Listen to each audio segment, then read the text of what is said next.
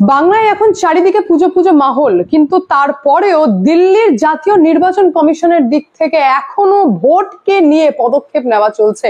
আজ আমি আপনাদের সামনে একটি বড় খবর নিয়ে এসেছি। এবার শুধুমাত্র ফেক ভোটারদের প্রতি জাতীয় নির্বাচন কমিশনের নজর রয়েছে, শুধুমাত্র তাই নয়, এবার কাউন্টিং এর জন্য কড়া পদক্ষেপ এবং অন্য রকম পদক্ষেপ গ্রহণ করা হয়েছে। সেই কারণে নির্বাচন ভবন থেকে নোটিফিকেশন জারি করা হয়েছে। কি সেই বিষয়, তার ডিটেলসে যাব। এবং তার পাশাপাশি আপনারা জানেন যে ডিএ মামলায় হলফনামার মাধ্যমে রাজ্য সরকার জমা দিয়েছেন যে ডিএটা মৌলিক অধিকার নয়, এবং আপনারা জানতেন যে সরকারি কর্মচারীদের দিক থেকে হলফনামা জমা দেওয়া হবে। তো সেই হলফনামার প্রস্তুতি হয়ে গেছে, কি রয়েছে, কি যুক্তি দিতে চলেছেন, সেটাও আজকের ভিডিওর মাধ্যমে আপনারা ডিটেলসে জানতে পারবেন। সমস্ত খবরের ডিটেলসে যাবার আগে নমস্কার, আমি অদ্বিতীয়া রয়। আজকে আবার চলেছি আমার ছোট্ট ইউটিউব চ্যানেল সঙ্গে অদ্বিতীয়ায়। আপনাদের সকলকে প্রণাম ও ভালোবাসা জানিয়ে আজকের লাইভ আমি এখান থেকে শুরু করি। আমি জানি এই পুজো মাহল শুরু হয়ে গেছে, এখন রাস্তাঘাটে একটু ঘুরতে ইচ্ছে করবে, ঠাকুর দেখতে ইচ্ছে করবে, এখন আর খবর দেখতে খুব একটা ইচ্ছে চায় না। কিন্তু কিছু কিছু ব্যক্তি এরকম হন যারা খবরকে ভীষণ পছন্দ করেন এবং অ্যাডিক্টেড হন, যে না ডেইলি বেসিসে আমাদের আপডেট চাই। আর আমিও কোথাও না কোথাও খবর দেখতে ভালোবাসলেও পুজোটা আমিও একটু অন্যরকম ভাবে কাটাতে চাই। কিন্তু যখন খবর পাই যে আমরা পুজো উৎসব ভালোভাবে এনজয় করছি, কিন্তু জাতীয় নির্বাচন কমিশন এখনো ভোটকে নিয়েই কাজ করে চলেছেন, এবং তার মধ্যে যখন এত বড় খবর আসে ব্যালট পেপারকে নিয়ে, তখন তো মনের মধ্যে একটা কিউরিসিটি জাগে যে কি আসলে ঘটনাটি ঘটেছে। কারণ ব্যালটকে নিয়ে আমাদের পশ্চিমবঙ্গের পঞ্চায়েত ইলেকশনে আমরা যা যা নাটক দেখেছি, তা মনে হয় আপনারা অন্য কোন জায়গায় এত নাটক দেখেনি। ব্যালট পেপার গিলে খেয়ে নেওয়া, ব্যালট পেপার পুকুরের জলে ফেলে দেওয়া থেকে নিয়ে সম্পূর্ণ।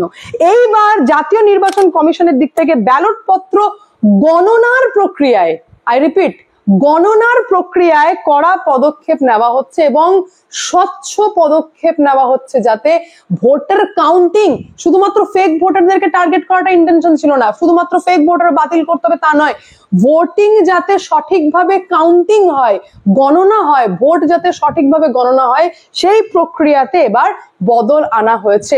সহজ ভাষায় যদি বলে থাকি, তো জাতীয় নির্বাচন কমিশন লাস্ট 6 মাসে অলরেডি 29টি পদক্ষেপ নিয়েছেন ভোট রিলেটেড, আর এইটা হচ্ছে 30তম পদক্ষেপ, যেখানে ব্যালট পেপার কাউন্টিং নিয়ে কথা বলছেন। ব্যালট পেপার কাউন্টিং অর্থাৎ আপনারা জানেন যে ইভিএম এর মাধ্যমে কাউন্ট করা খুব সহজ হয়, কিন্তু ব্যালট পেপারে বিষয়টা অত সহজ হয় না। আর তার থেকেও বড় কথা হচ্ছে যারা বয়স্ক, যারা হ্যান্ডিক্যাপ, তারাই কিন্তু ব্যালটে ভোট দিয়ে থাকেন বিধানসভা ইলেকশনের ক্ষেত্রে।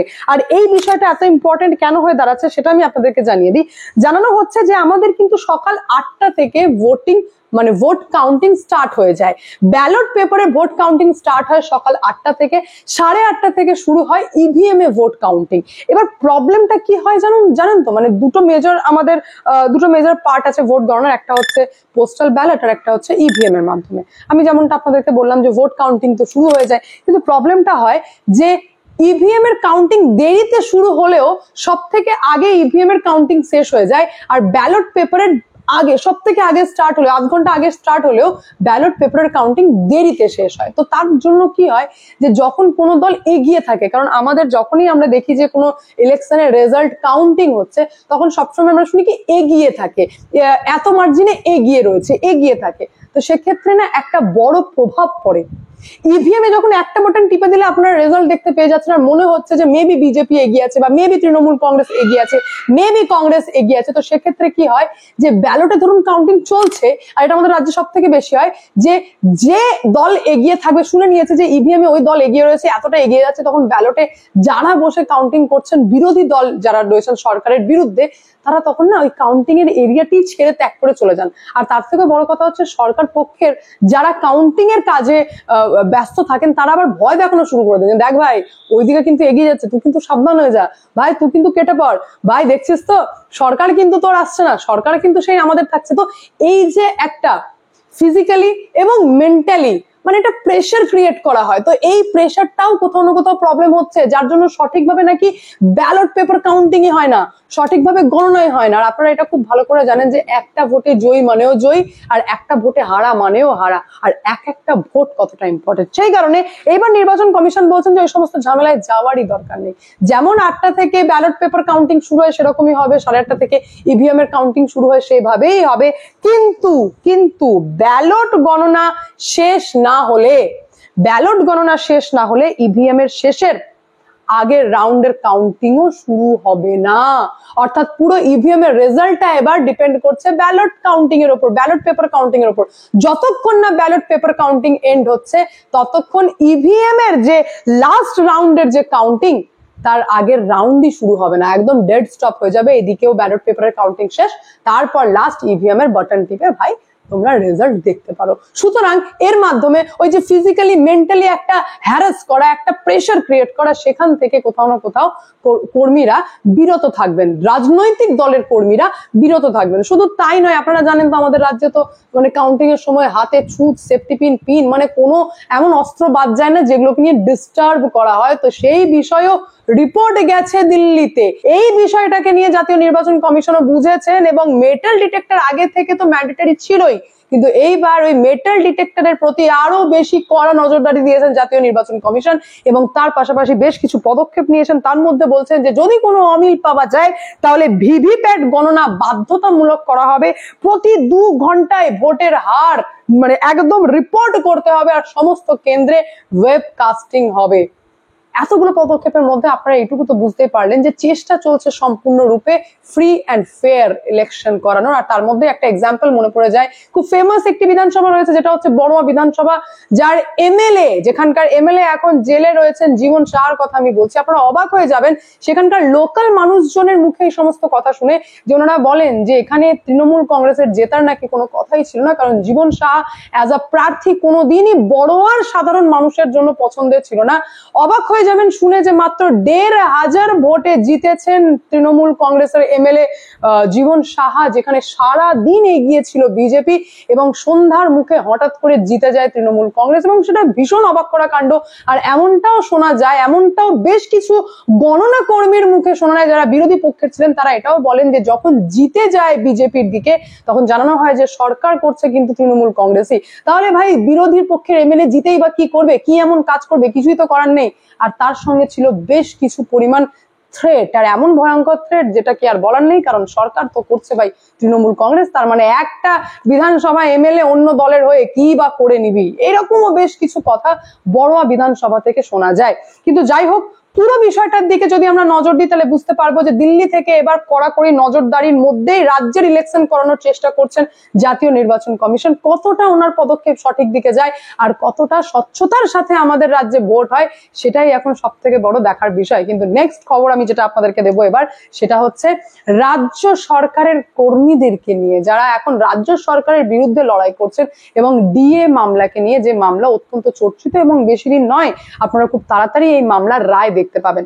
তার আগে আপনারা খুব ভালো করে জানেন যে 1 সপ্তাহ সময় দেওয়া হয়েছিল, যেখানে রাজ্য সরকারের পক্ষ থেকে ডিএ কে নিয়ে রাজ্য সরকারের তরফে যুক্তি হলফনামার মাধ্যমে জানানো হয়েছে। এবার সেই হলফনামার উত্তরে রাজ্যের সরকারি কর্মচারীদের সংগঠন কনফেডারেশন অফ স্টেট গভর্নমেন্ট এমপ্লয়ীদের দিক থেকে মলয় মুখোপাধ্যায় বেশ কিছু যুক্তি তুলে ধরেছেন এবং সেই সমস্ত তথ্য আইনজীবী বিকাশ রঞ্জন ভট্টাচার্য এবং ফিরদৌস সাইমের সঙ্গে আলোচনা করেই তৈরি করা হচ্ছে, যার তথ্য পরিসংখ্যান আদালতে পেশ করার জন্য প্রস্তুত করা হয়ে গেছে। যেখানে সব থেকে বড় যুক্তি দিয়েছিলেন রাজ্য সরকার হলফনামায়, বলছিলেন যে 2008 সাল থেকে ডিএ দেওয়া সত্ত্বেও 2016 সালের কর্মীরা মামলা করেছে, তার মানে তো ফেক, বোঝাই যাচ্ছে কিছু একটা প্রোপাগান্ডা থাকতে পারে। এটা প্রেজেন্ট করার চেষ্টা করেছেন রাজ্য সরকার যে 2008 সাল থেকে ডিএ দেওয়া সত্ত্বেও 2016 সালের কর্মীরা মামলা করলেন কেন।